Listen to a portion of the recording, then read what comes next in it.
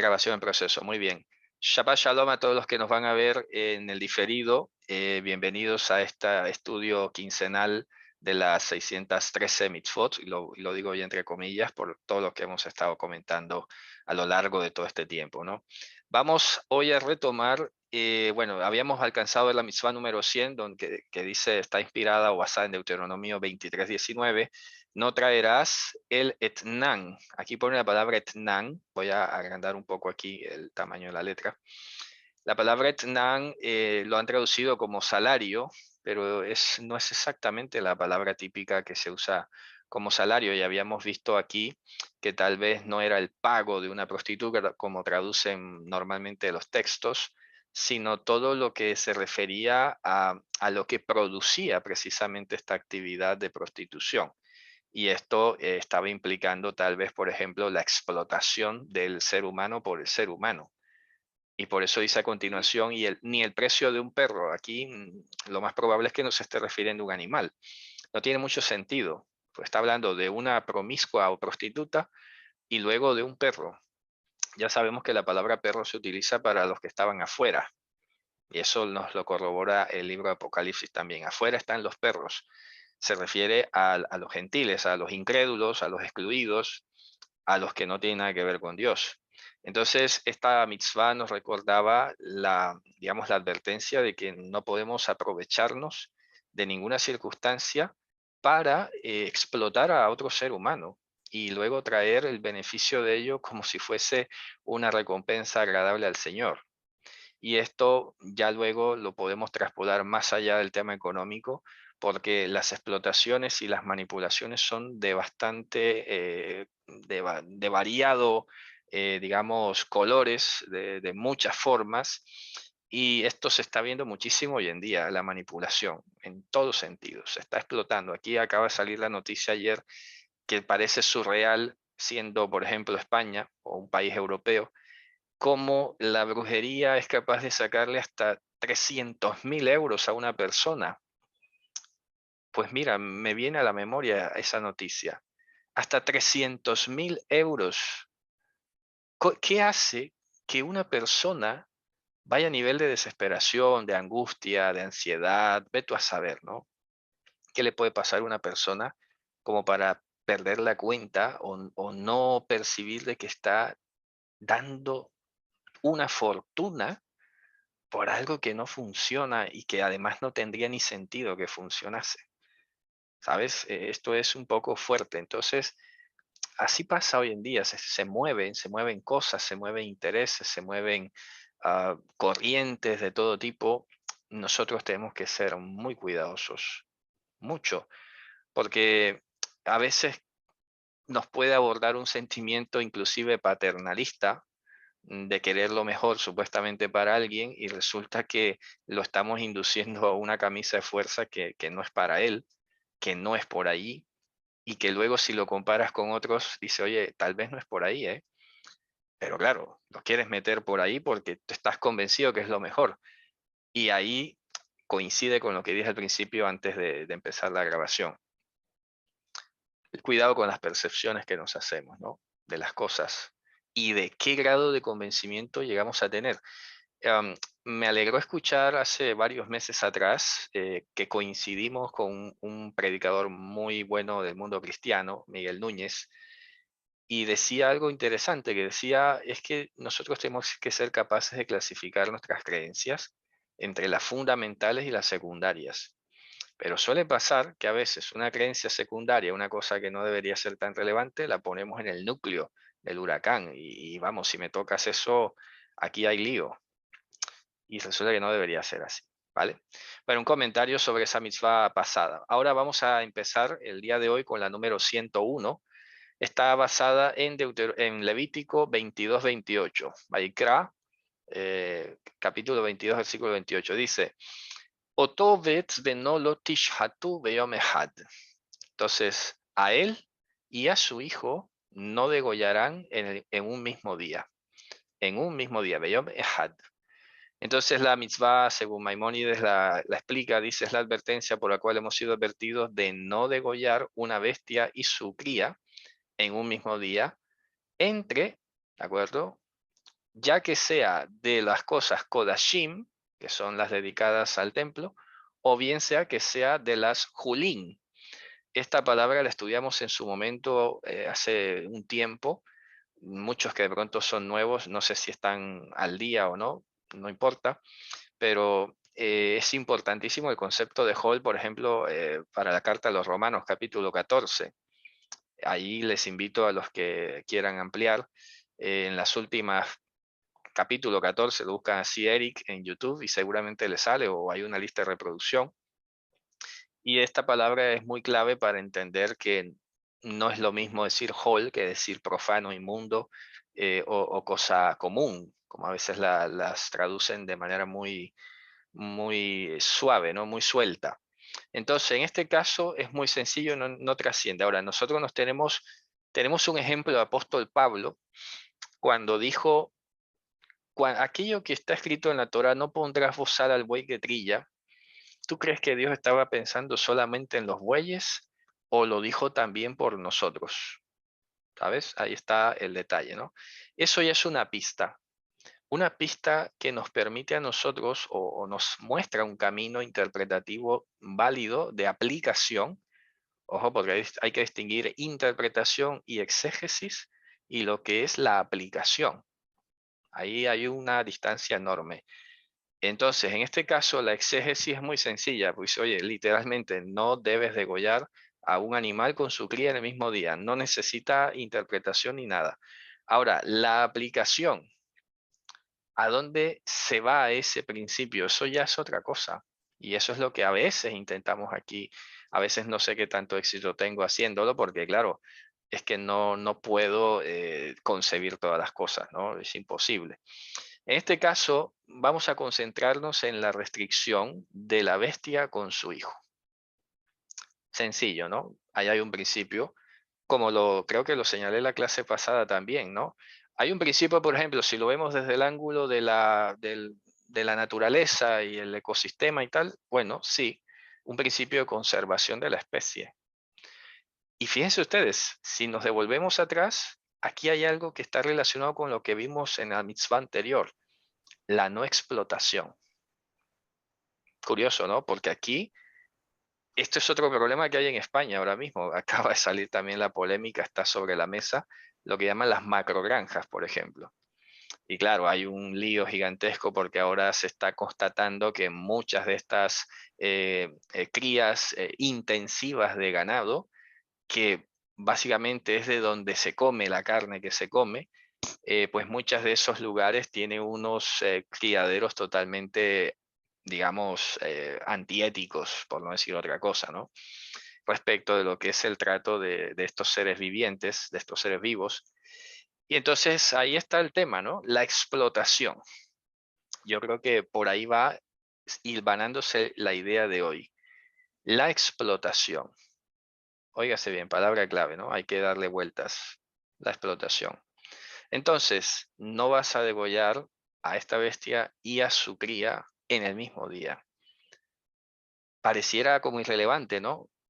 Y aquí, repito, todavía tenemos que seguir pensando que tiene que haber algo mucho más allá del tema biológico y el tema ecosistema y toda esta historia, ¿no? Porque llama muchísimo la atención el énfasis en el mismo día, o sea que si al día siguiente sí, ¿sabes? Al día siguiente sí puedes o 2 días después, entonces cualquiera se pondría a razonar y decir, bueno, pero ¿cuál es la diferencia? O sea, un día, bueno.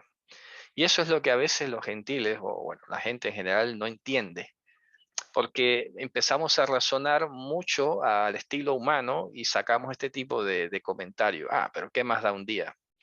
Pues ¿qué más da no? Que por algo es un día, que por algo Dios lo ha puesto así. Lo que pasa es que nuestro conocimiento, nuestra conciencia de las cosas es demasiado limitado como para poder luego entender la razón de por qué Dios pone este tipo de restricciones. ¿Sabes? No somos conscientes, hay que partir de eso. Nuestra conciencia de la naturaleza, del entorno y de la espiritualidad es absolutamente reducido, demasiado pequeño, como para nosotros venir a contender con un mandamiento que Dios ha dado. Nuestro deber entonces, en principio, es aplicar lo que está escrito tal cual. Si hay dificultad de entenderlo, pues se estudia, pero se aplica, ¿no? Tal cual. No degollar la bestia en el mismo día. Ya luego, cuando estamos en el ejercicio, si llegásemos a ser capaces de experimentar este mandamiento, seguramente aprenderíamos muchas cosas más que en teoría ni en la imaginación podemos entender. Esto solo lo puedes comprobar en la práctica.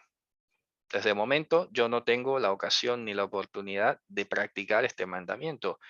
Yo diría que ninguno de los que estamos aquí tiene la ocasión de practicarlo, salvo que alguno trabaje degollando animales, ¿no?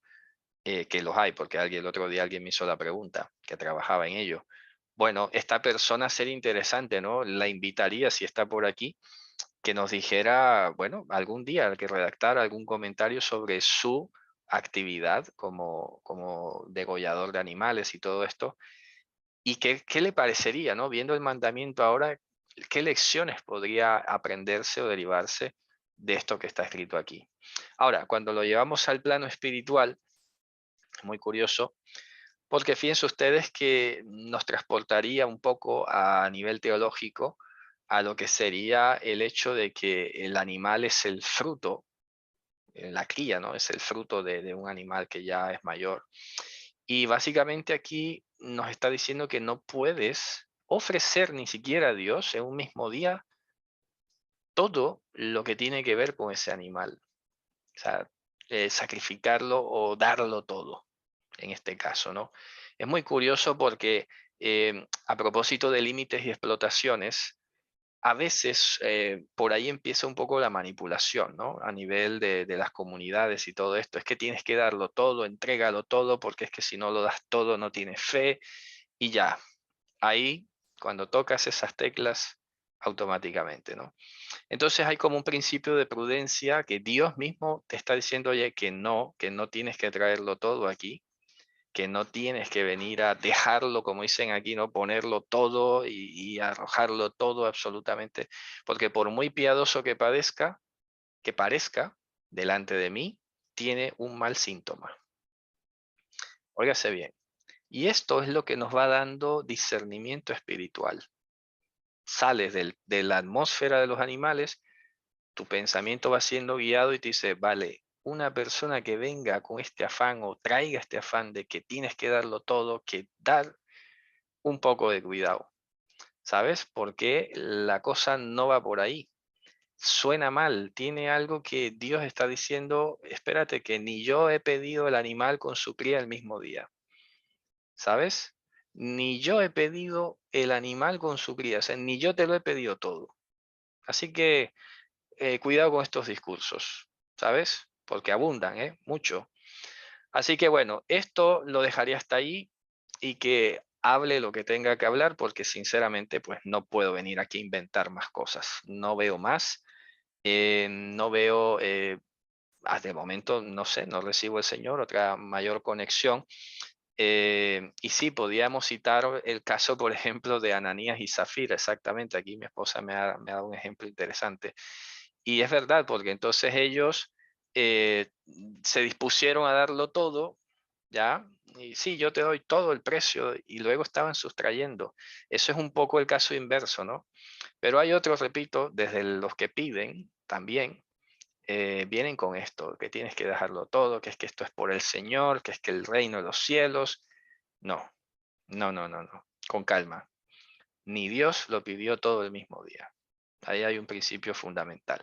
Esto no se puede mezclar con otro tipo de discursos. Por ejemplo, cuando Jesús dijo, el que no deja a padre y a madre, eso no tiene nada que ver, ¿sabes? Es totalmente distinto porque allá estamos hablando de un dilema entre afectos terrenales y cosas terrenales con respecto a Dios. Entonces, claro, no se puede mezclar, porque aquí no tienes ningún tipo de dilema, ¿no? Estas son cosas que Dios te está diciendo, ya que vas a traer un sacrificio o ya que vas a comer afuera, por favor, prudencia, no explotes, no explotes, no quieras explotar hasta el último, porque luego te lo acabas todo en un solo día y luego no hay nada. Ahí hay un principio, ¿vale? Hay que seguirlo meditando. Muy bien. La mitzvah 112 dice lo siguiente. Es la advertencia por la cual hemos sido advertidos de que no demos o no pongamos aceite en la minjá de un pecador, de un joté.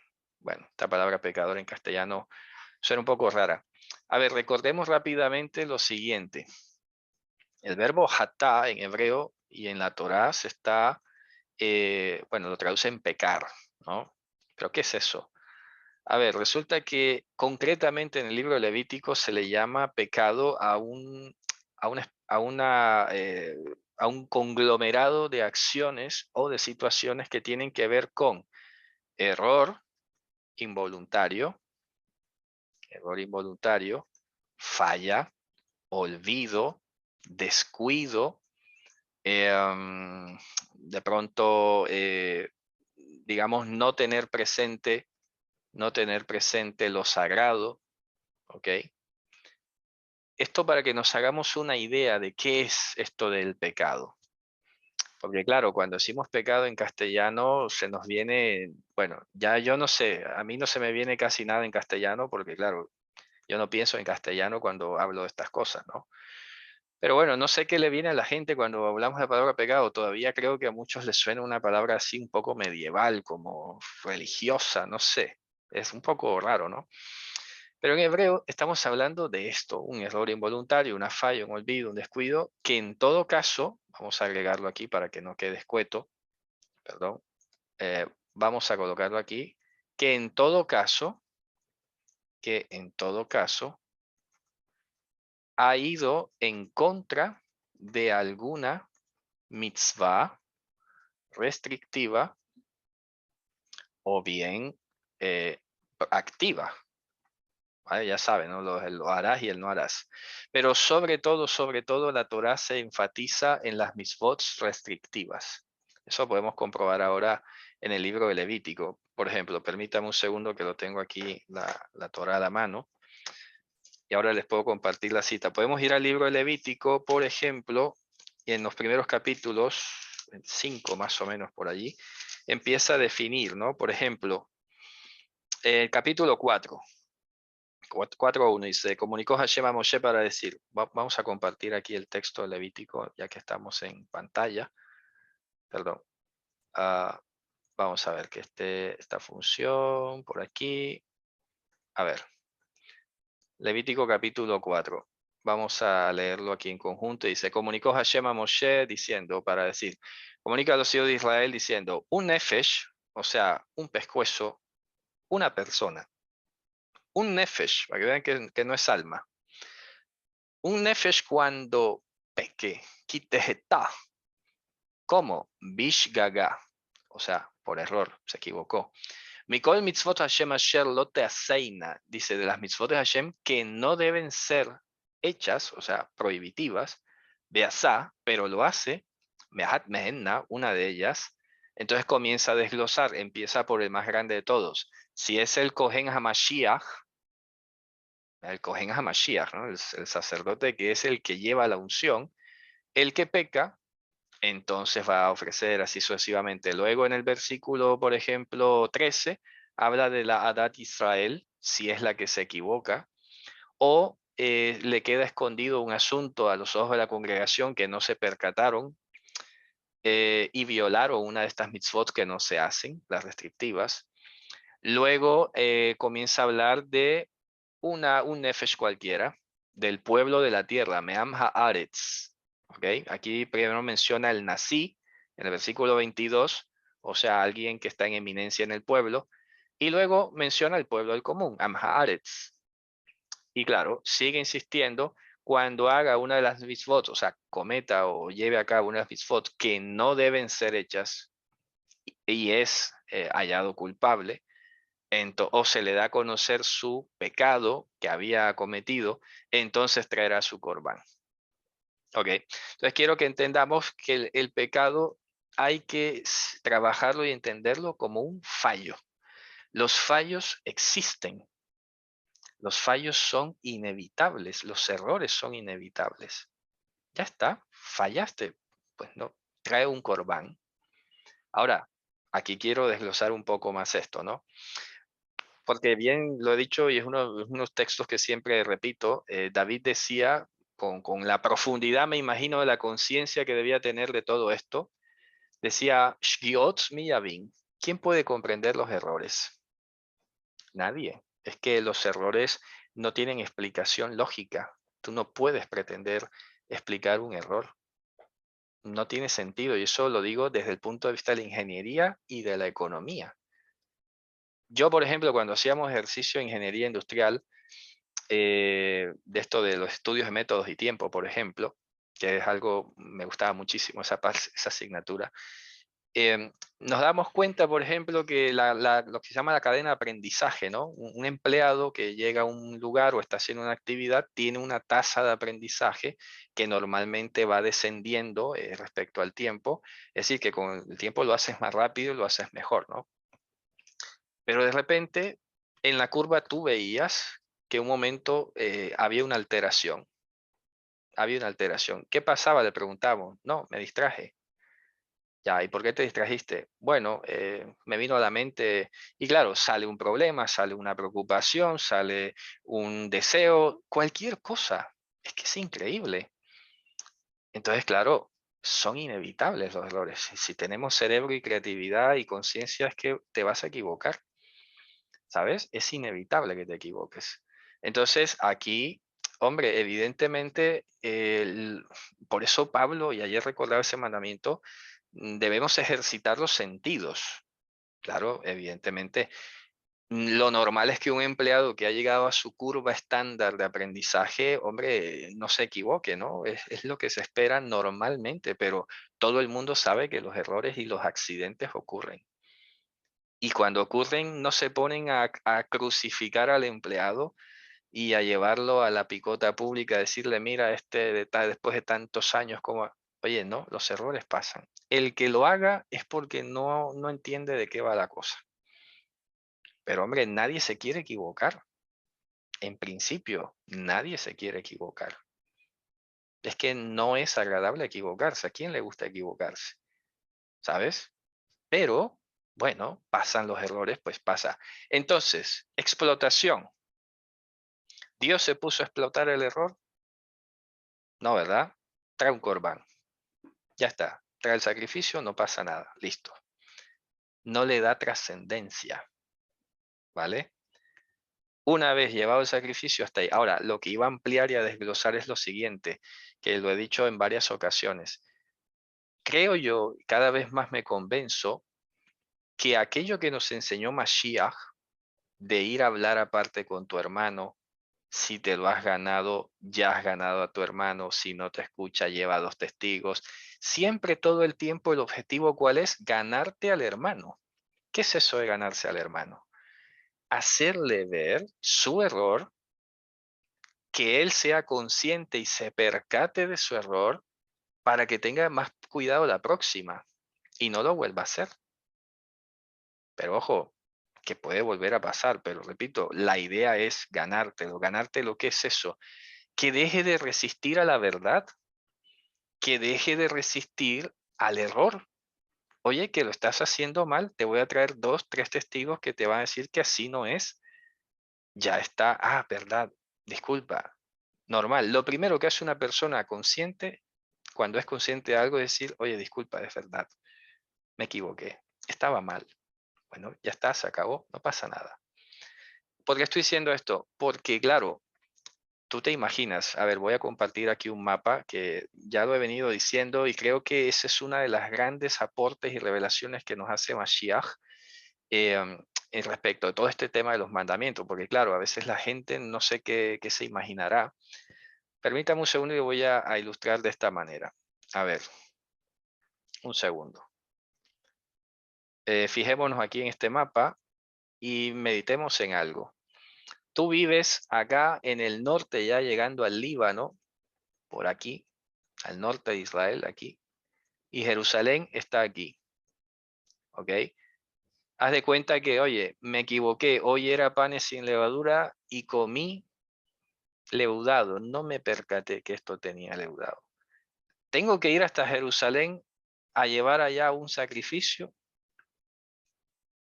Yo no sé, a veces de pronto algunos se imaginarán que tal vez funcionaba así. Pues no parece que funcionase así. Es que sería inviable y sería, es que no funcionaría, porque de hecho te devuelves de Jerusalén, cometes otro mandamiento y tendrías que devolverte y no saldrías de Jerusalén nunca. ¿Sabes a qué me refiero? Porque a veces tratan de insinuar como que, si guardas los mandamientos tienes que guardar y los sacrificios y todo. Y la gente como que se imagina que los antiguos se la pasaban era de sacrificio en sacrificio.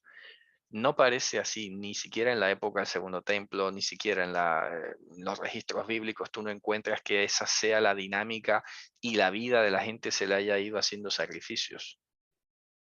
Lo que todo parece apuntar es lo que decía Mashiach. Primero que todo, la autogestión. Lo más fenomenal que podría pasar es que tú te equivoques y al mismo tiempo te des cuenta. Fenomenal. ¿Qué hacías ahí, Señor? Perdóname. Nos tenías que llevar hasta allá un sacrificio. ¿Sabes por qué? Porque también es verdad que el sacrificio solo lo podía dictaminar un levita. Tú no es que decías, pequé, entonces llevo un animal. No, era el levita. O sea que había un proceso inclusive en el que tú tenías que ir a consultar con el levita de tu localidad y el levita de tu localidad hacía como consejero o hacía como el que te confrontaba y te decía, bueno, bueno, ya déjalo, tranquilo. Yo con la autoridad que Dios me ha dado para representarle, te digo que esto no pasa a mayores, vete y no lo vuelvas a hacer. E igual seguimos hablando, ya me contarás y ya está. Ahí el levita se ganaba a su hermano. Esto en el sentido de la autogestión, ¿eh? En el sentido de que tú fueras voluntariamente a buscar al levita y el levita te escuchara, que eso es un poco, ya algunos se estará imaginando lo que instauró la Iglesia Católica con esto de los confesionarios, ¿no? Y la gente va y se confiesa con el cura y todo lo demás. Pues más o menos por ahí, que era un plagio y una copia desteñida de todo este sistema levítico. Y claro, ya eso tiene además su propio montaje económico, ¿no? Pero luego, esto hablando de la autogestión, pero luego tenemos la persona que no tiene autogestión. Una persona que va de inconsciente por el mundo, causando estragos, haciendo daños, y ya pues la gente se reunía y decía, oye, pero este hay que confrontarlo, ¿no? Este está haciendo demasiado daño ya, esto es demasiado daño junto, pero es que no se da cuenta. Y esto es muy importante que lo digamos, ¿eh? Porque hay dos formas de abordar o de valorar o de reaccionar a lo que hace una persona. Uno es pensar que lo hace de maldad, mira, esa persona me fastidia a propósito, y otra es decir, oye, es que tal vez no lo se da cuenta, ¿eh? Tal vez no se está dando cuenta todo lo que está haciendo y no se da cuenta. Es ahí donde tú tienes que ganarte al hermano, por lo menos partir de la buena fe. Ojo, que esto a veces a algunos les cuesta trabajo. Partir de la buena fe de que el otro no se está dando cuenta. Si ya tú le hablas, le dices, oye, ¿no te has fijado que tal vez estás haciendo esto y estás causando estos efectos y estás haciendo esto? Si la persona dice que no, hombre, pues mira, te estoy avisando que sí, ¿eh? Pues me tienes aquí ya de un tiempo por acá con un problema por aquí, ¿no? Pero ya no es solo yo, luego hay otra persona y luego sale otro, es que a mí también y a mí también. Una persona consciente debería hacer un stop y decir, soy yo el problema. Que alguien diga, es que el problema es todos los demás, ya preocupa un poco. Ahí preocupa un poco. Ahí hay que empezar digamos, a hacer un cerco, un cerco, digamos, a ver qué ha pasado con esta persona. De pronto tiene unos niveles de estrés o está desconectado de la realidad de alguna manera que no está conectando. Es como un paciente. Pero siempre, repito, tenemos que ser imitadores de Dios. Dios instaba a traer un corbán, ya hemos hablado que es el corbán producía ese acercamiento y ya quedaba hasta ahí. Dios no le seguía sacando los trapos al sol al día siguiente, ni al mes siguiente, ni al año siguiente. Ahí quedaba saldado el asunto. Muy importante.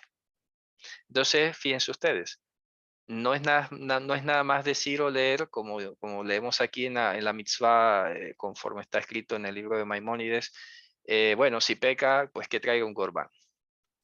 Eso está dicho así para las instancias más severas, ¿ok? Para las instancias más severas en las que ya el levita determinaría si eso era necesario. Dice, hombre, mira, esta cosa es un poco grave. Tienes que ir a Jerusalén.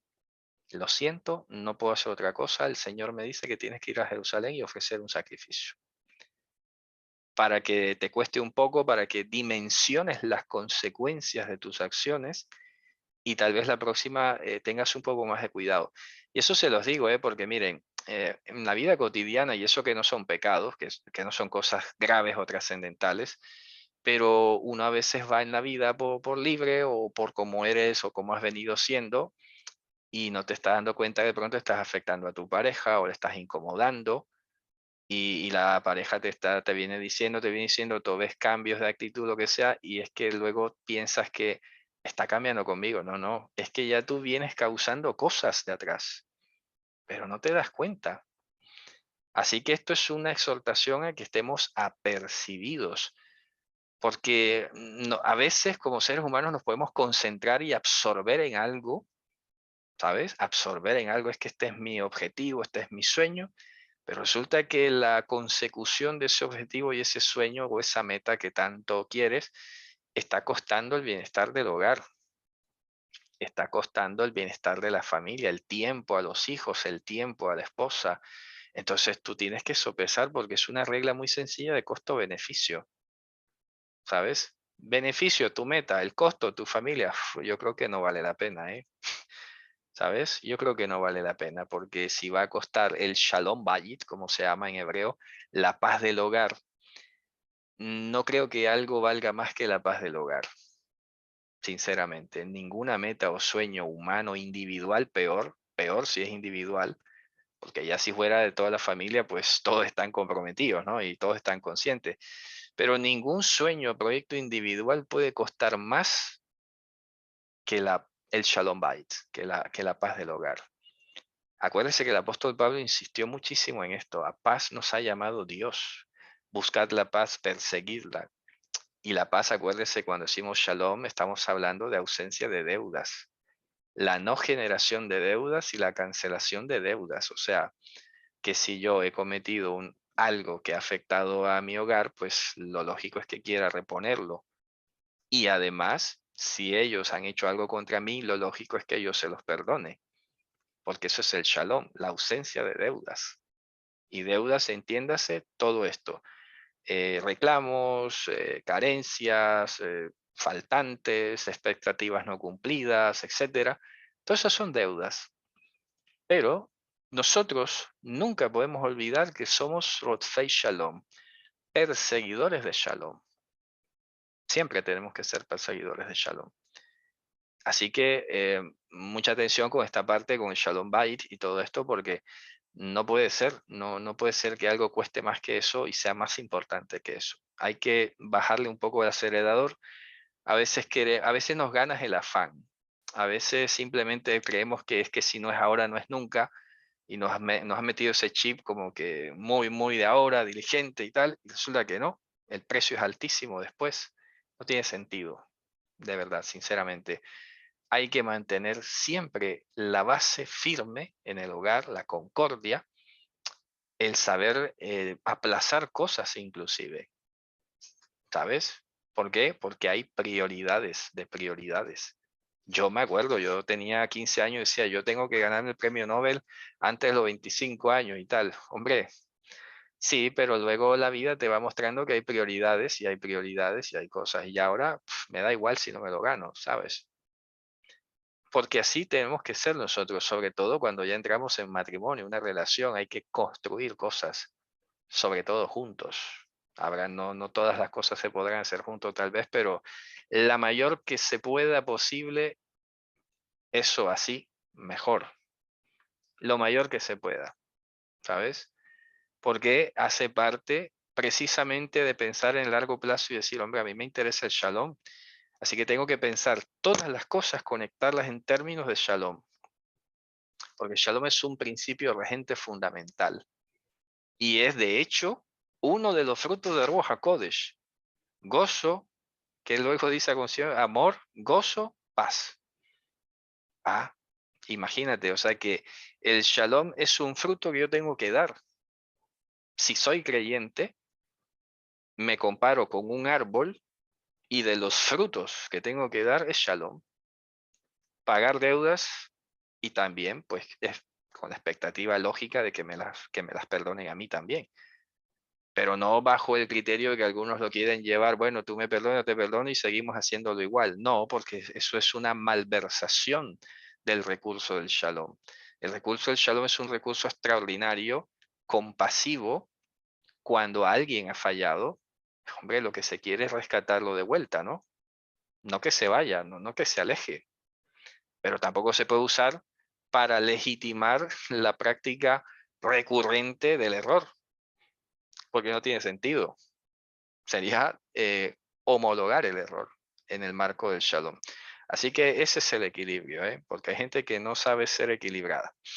Me dice, consulta, Levítico 23:5 indica que el 14 Aviv es Pesach sin Shabbat, sin embargo actualmente se llama Pesach al 15 Aviv por la cena. Sí, eso se hizo con el tiempo intercambiable, ¿sabes? Eso ya no es relevante.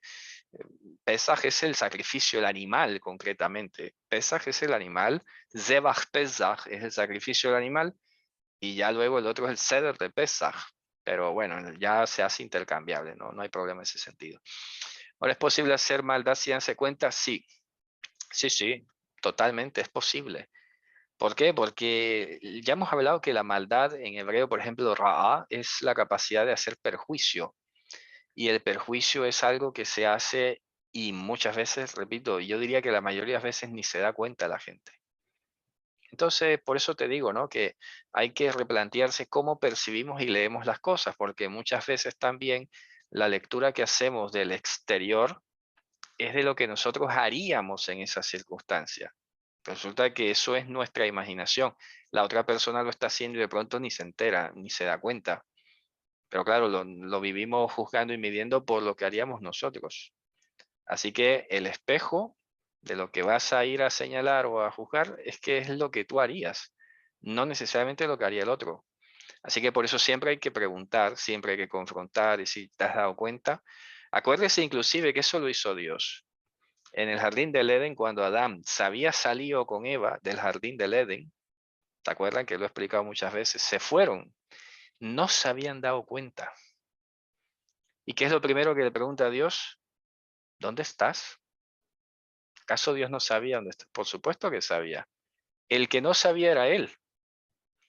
Y ahora yo lo veo, por ejemplo, muy a menudo aquí, porque con los niños y eso, los niños hacen un desastre, hacen algún sucio, lo que sea. ¿Y qué se les pregunta? ¿Qué has hecho? Claro, porque es que el niño tal vez no se está dando cuenta de la dimensión de lo que está haciendo, ¿no? Y le pregunta, ¿pero qué has hecho? ¿Por qué le haces la pregunta? Si tú sabes lo que está haciendo. Es una pregunta casi inercial que nos sale y yo creo que nos quedó codificada desde el principio. ¿Dónde estás? ¿Ya te has dado cuenta que estás afuera, Dan? Oh, no me había dado cuenta. ¿En qué momento me salí? Pues eso, por andar escuchando lo que no debes. Por eso te saliste y no te diste cuenta. Dice, si el pastor y con respeto le dice, pero continúa la falta, hombre, ya eso es otro nivel, porque Mashiach nos dice claramente que si confrontas a tu hermano primero, ojo, que hay que hacerlo en ese orden, a solas, no te puedes saltar. Si te lo saltas, ahí pueden haber a veces alguna complicación, pero bueno, en última, en el largo plazo no debería existir si somos creyentes, ¿no? Pero dice a solas, luego con dos testigos, dos o tres testigos, y luego se lo dices a la congregación. A la congregación normalmente son los varones de la comunidad, probos, con capacidad de juzgar. Si no escucha a la congregación, ¿qué dice? Es fuerte la sentencia. Tenle por gentil y publicano. En la respuesta de Joshua, en ese contexto, como está hablando entre judíos, ser gentil es el que está fuera. Dice, tenle por gentil y publicano. Dice, este no es de los nuestros. Se está portando como un extranjero. Déjalo pues que sea extranjero. O sea, que era excluido. Ahora, ¿que podía regresar? Sí, sí sé que sí que podía regresar, claro está. Pero el procedimiento se tenía que hacer. porque se está portando como un gentil, es que no está aceptando la autoridad donde debería encontrarse consigo mismo, y si no está escuchando la autoridad que Dios ha puesto para guardarle, pues que siga su camino, pero en la comunidad ya no podía continuar. Y eso no es por deporte, o sea, a veces la gente cuando se expulsa a alguien piensa que los jueces como que se ponen a celebrar, hoy hemos expulsado a otra persona. Hombre, eso no es fácil, es un proceso tedioso y doloroso y complejo, pero hay que hacerlo. Eso se tiene que hacer, ¿no? Por su propia sanidad. Dice, recuerdo de sus enseñanzas que impactó mi vida. Decía, entre menos sacrificio en el altar, agradamos más. Dice, por supuesto, claro, porque es como todo, ¿no? No por ser el altar más lleno de animales es que las cosas iban bien. Al contrario, era un mal síntoma, porque significaba que la gente estaba fallando demasiado, ¿sabes? Entre menos, me gusta el recuerdo, ¿no? Entre menos animales, mejor. Muy bien. Dice, si su hermano ofende a 4 hermanos y se le llama sola y se disculpa y luego vuelve a ofender de la misma manera y se llama con 3 testigos y se enoja y se retira del grupo o el rol de Mishpat porque se debe perdonar 70 veces. No, esto no es así. A ver, esto hay que explicarlo. A ver, esto de perdonar 70 veces 7 tiene en sí mismo una metáfora, porque el número 7, acuérdense que se está refiriendo a todas las veces en este mundo. Pero acabo de decir ahora precisamente que el shalom no puede ser un homologador del error. No es que al nombre de la paz y al nombre del perdón, entonces yo voy a reincidir siempre en lo mismo y tú me vas a tener que perdonar, porque eso sería cruel, eso sería injusto. Acuérdense que el shalom es para ganar al hermano. Si ese hermano no es ganado, es porque tal vez su corazón ya se está entenebreciendo. Entonces ese hermano no puede ser beneficiario del shalom porque está pisoteando el objetivo fundamental del shalom. ¿De acuerdo? Y efectivamente tenemos este texto que se encuentra aquí en, por ejemplo, Oseas 6:6. Dice, porque más me deleito en la lealtad que en el sacrificio y más en el conocimiento de Dios que en los holocaustos. Excelente, ahí lo tenemos. Entonces, repito, porque esto es muy importante, a veces la gente quiere ser aprovechada, que me tienes que perdonar porque eres creyente, y lo vuelves a hacer, y lo vuelves a hacer. Hay un dicho judío que regula un poco esto. Dice, la primera que me la haces es tu culpa, la segunda que me la haces es mi culpa. ¿Sabes? ¿Por qué? Hombre, porque si vuelves a hacer una cosa de estas, significa que tal vez o no he tomado la distancia o tú necesitas que volvamos a hablar y yo no lo he hecho. Porque esto no se puede seguir repitiendo. Acuérdense que Yehoshua dijo, vete y no peques más. Entonces, no es lógico que alguien pretenda fallar, me perdonas. Vuelvo a fallar en lo mismo, me perdonas. Obligado. Eso es injusto. Es injusto y es un pésimo síntoma. Esa persona yo empezaría a cuestionarme si es creyente. ¿Sabes? ¿Por qué? Porque está estropeando, está pisoteando el principio del shalom. Shalom está ligado al principio de ganarte al hermano para que no viva en el error. Si está viviendo en el error, entonces no le está haciendo ningún provecho el shalom. No le está aprovechando porque vive y se complace en vivir en el error. Entonces, ¿qué hacemos ahí? Hombre, esta persona ya necesita un juicio, ¿eh? Esta persona necesita ya es más bien decirle, bueno, oye, tú, yo creo que no pintas aquí mucho con nosotros, ¿eh? Porque es que estás habituado al error. Es como un delincuente común en el mundo, ¿no? Una persona que tiene 10 anotaciones por porte de arma, por robo y tal, ¿qué se le dice en el tipo penal si se tiene una conducta habituada al delito? Ya es un peligro para la sociedad. Es que ya no puedes decir, ah, bueno, no lo vuelvo a hacer y lo vuelves a hacer, bueno, no lo vuelvo a hacer y lo vuelves a hacer. ¿Sabes qué se llama? Peligro para la sociedad. Pues hay que ponerlo en estos términos entre nosotros. No podemos seguir romantizando el perdón y el pecado como cualquier cosa. es que esto es, repito, como dice el Evangelio, llegan a ser manchas en medio de las reuniones de los santos.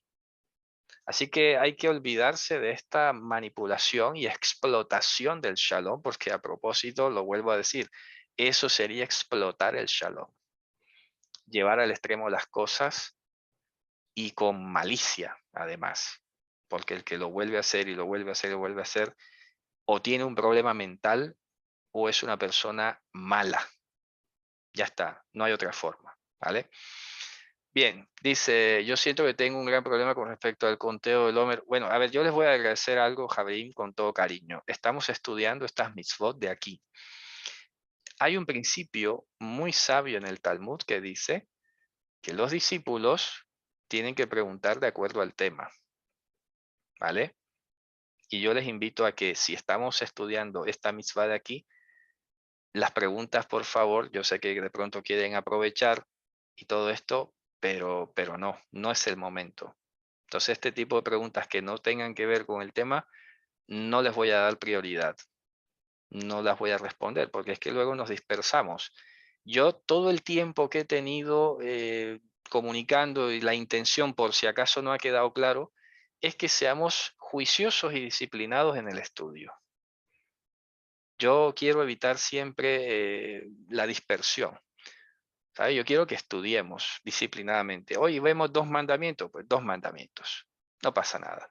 Que no haya afán. Pero que entendamos hasta una profundidad considerable o razonable lo que estamos estudiando. ¿Sabes? Porque es que esto no es por ir a la carrera, ir ya llegando a la misma 150. No, hay que ir con calma y aterrizando en la práctica, porque ustedes a veces no se imaginan la necesidad que hay de llevar esto a la práctica cotidiana, pero vamos. Por eso me he detenido aquí en este tema de las deudas, del error, que seamos conscientes de que los errores pasan, de que son inevitables, cómo abordar el error, cuál fue el ejemplo que dio Dios, qué hizo Mashiach al respecto, cómo tramitamos cuando alguien persiste y persevera en el error.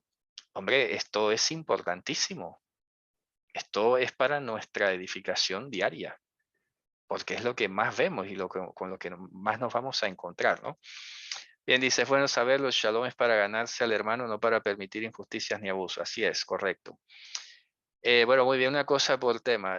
Sí, ahí estamos hablando de eso, ¿no? Disciplina, tal, es un principio que también aplica para las parejas que viven con parejas que no son creyentes. Esto es un tema muy importante, sí, señor. A ver, mucho más importante todavía en este caso, porque, a ver, tenemos hoy en día, por ejemplo, a diferencia de la época de Pablo, hoy tenemos 2 tipos de parejas desiguales. Vamos a resumirlo. En un principio, cuando Mashiach habló sobre la pareja del matrimonio, todos eran judíos, todos observaban Torah y era muy sencillo. Era muy claro, el que se apartaba del mandamiento ya quedaba enseguida fichado, ¿no? Pero ya luego cuando Pablo aborda el tema del matrimonio, ya se enfrenta a otro tipo de público.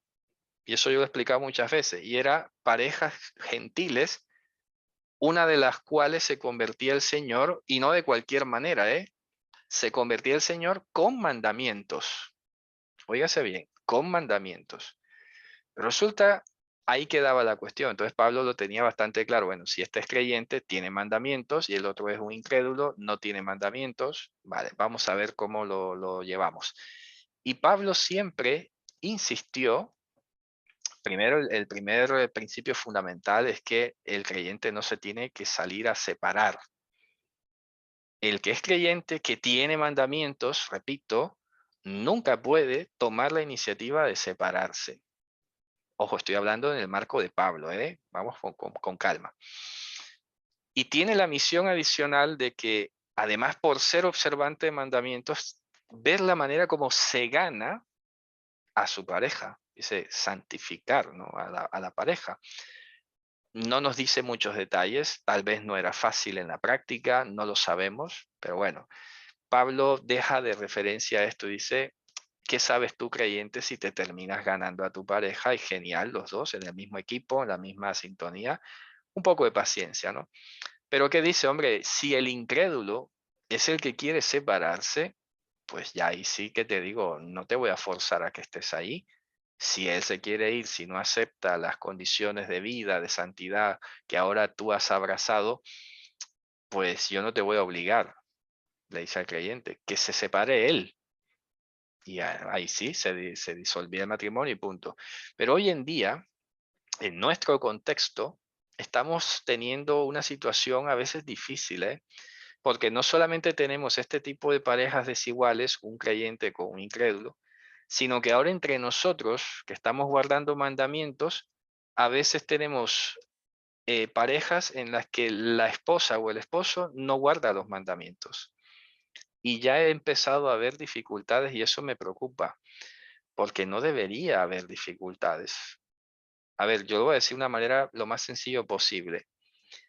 Si la obediencia a Dios representa, por un lado, mayor gloria para Dios y mayor santidad para la persona que observa un mandamiento, ¿por qué el otro se tiene que incomodar o meter? ¿Sabes? Es que no se entiende. Mira, y hay que echarle una mirada a las parejas en el mundo. En el mundo se llegan a unos acuerdos increíbles. Bueno, tú, a mí me gusta esto, ya sabes, me voy por ahí, y a mí me gusta esto y te vas por ahí, se respetan el tiempo, se respetan las actividades, increíblemente, pero no sé por qué entre nosotros que nos preciamos de ser creyentes, pues nos metemos demasiado en la vida del otro, ¿sabes? Pero demasiado, y peor teniendo que ver con los mandamientos. ¿Cómo puede ser?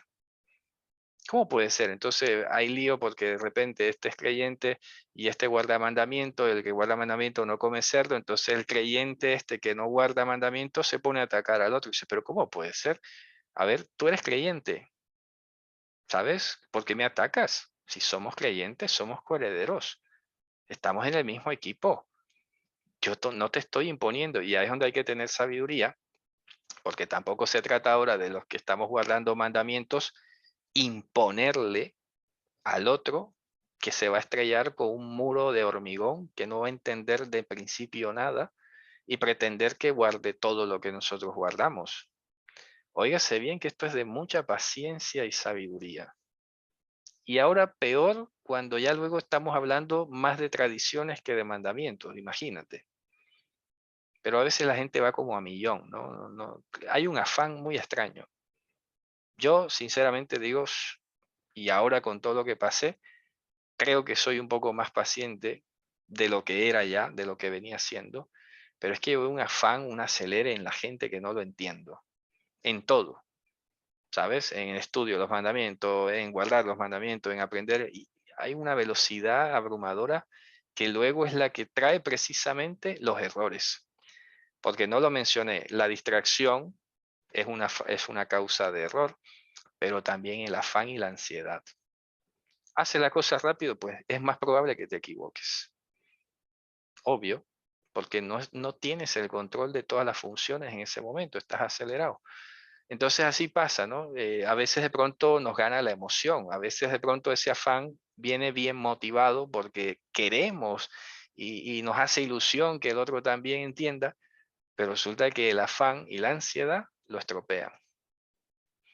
Pero la persona que es creyente, si de verdad es creyente, debería tomarse un tiempo de pensar y decir, bueno, mi pareja está ahora guardando mandamientos. No lo entiendo mucho, pero hombre, a ver, no me puedo quejar. Lleva una mejor vida, me trata mejor, veo que está más tranquilo, más disciplinado, lo que sea. ¿Qué de malo tiene? ¿Sabes? Ahora, ya ahí sí vamos a llegar a otro punto más fuerte y es cuando nos enfrentamos, eso sí, a la tradición cristiana. Por ejemplo, este tema todavía de navidades, de arbolitos, de cosas, hombre, es lamentable porque no debería ser, ¿sabes? Una persona creyente, si revisara la historia ya a estas alturas, es que no es ni para que celebre ni Navidad ni nada, porque sabrá y ya debería haberse enterado a estas alturas que de hace 200 años para acá es que hay toda esta parafernalia de la Navidad. No se ponen a pensar qué hacían los cristianos o los creyentes de hace 1000 años. ¿Acaso ellos andaban con arbolitos y con cosas de este mundo? Que no. Entonces desecha eso, porque yo te voy a decir una cosa, si estas externalidades, tradiciones, apegos, anhelos, recuerdos, ilusiones, van a estropear el shalom de la casa, vuelvo a la pregunta, ¿vale tanto como para que estropees el shalom de la casa? ¿En serio una tradición vale más que estar bien con tu pareja, con tus hijos y todo? Hombre, no tiene lógica.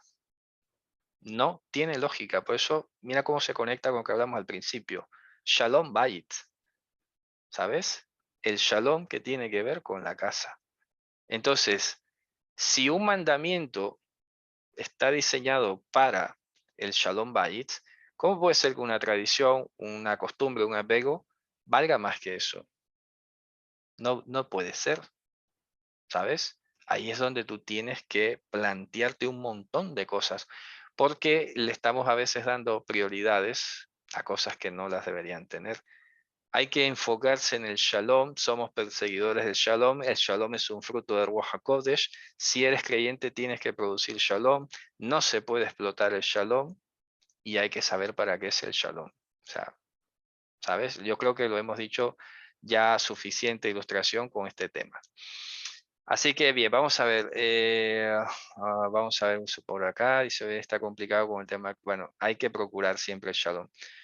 El Salmo lo dice, ¿no? Bakesh Shalom Berotfehu, gestiona, procura el Shalom y persíguelo. Ojo, ahí solamente hay otro principio, creo yo, en la Torá, que dice algo así. Tzedek Tzedek Tirdof, vas a perseguir el deber ser, y luego el Salmo dice, Bakesh Shalom Berotfehu, procura el Shalom y persíguelo. Oye, persíguelo, o sea, eso significa, si le echamos un poco de imaginación y poesía, como que el Shalom a veces puede ser esquivo, a veces puede ser arisco, a veces puede estar como huyendo, pero tienes que perseguirlo. O sea, tienes que dimensionar esa palabra, perseguir el Shalom.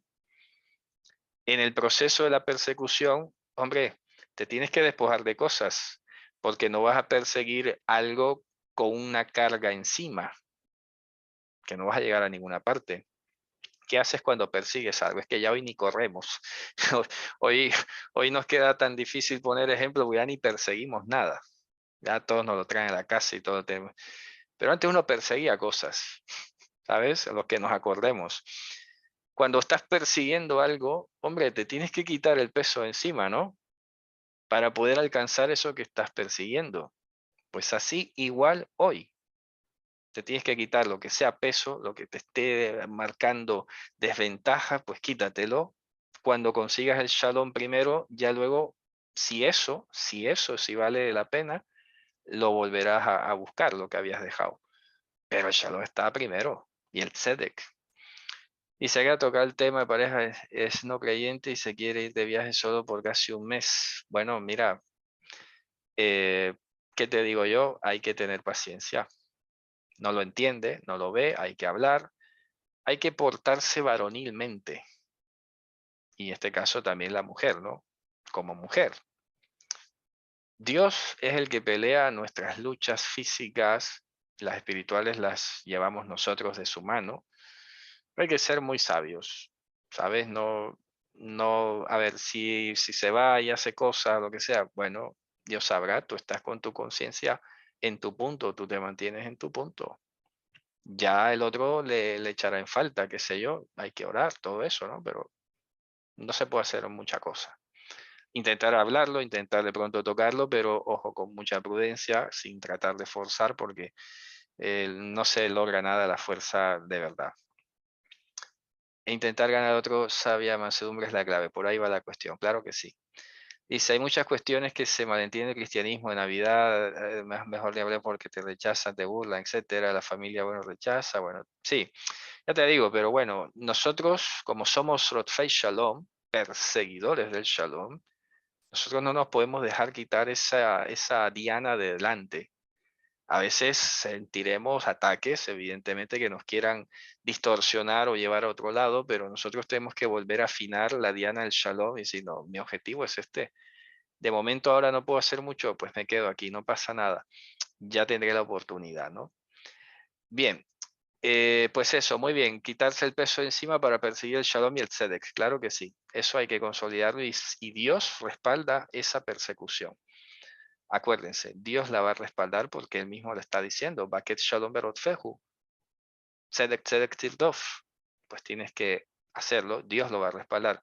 Y tener paciencia, repito, porque es que el mundo actual nos ha hecho bastante impacientes. Impacientes. El Salmo 34 habla de la persecución del Shalom. Al Salmo 34. Dice, ¿quién es el varón que está complacido en la vida, que desea días para ver el bien? Dice, aparta tu lengua del mal, tus labios hablar engaño. Baket Shalom Berotfehu. Persigue el Shalom. Y ya saben que esto no es andar estilo yoga, meditando en silencio y haciendo mindfulness, no. Se trata de lo que tiene que ver cómo encaras las deudas de los demás, cómo se las perdonas y cómo vas a tratar de ganártelo para la gloria de Dios, no ni siquiera para ti, para la gloria de Dios, porque lo que más queremos todos nosotros que guardamos los mandamientos es precisamente que la vida del ser humano sea redignificada, porque lo que perdió Adán desde el principio fue la dignidad, ¿sabes? Por eso es que dice la Torá que ellos estaban llenos de conocimiento y no se avergonzaban. ¿Qué significa? Que no les hacía perjuicio alguno ese conocimiento que tenían con Dios, esa comunión. Pero cuando comieron del otro árbol, automáticamente se avergonzaron. Ya habían perdido la dignidad. Entonces las mitzvot están diseñadas para restituirnos y restaurarnos la dignidad como seres humanos, para que aprendamos a valorar la vida, para que seamos comedidos, pacientes, para que seamos ofrendados por el otro, para su bienestar y todo lo demás, ¿no? Así que bueno, Javerim, hoy hemos visto 2 mitzvot, pero bueno, yo creo que ha sido un tema interesante, sinceramente. Me siento contento, la verdad, de que lo hayamos abordado así. Así que bueno, con esto nos vamos a despedir por hoy. Gracias por la asistencia, gracias por la compañía y por las preguntas que hicieron, ¿no? Nos vemos entonces en una próxima. Que tengan Shabbat Shalom. Leitraut.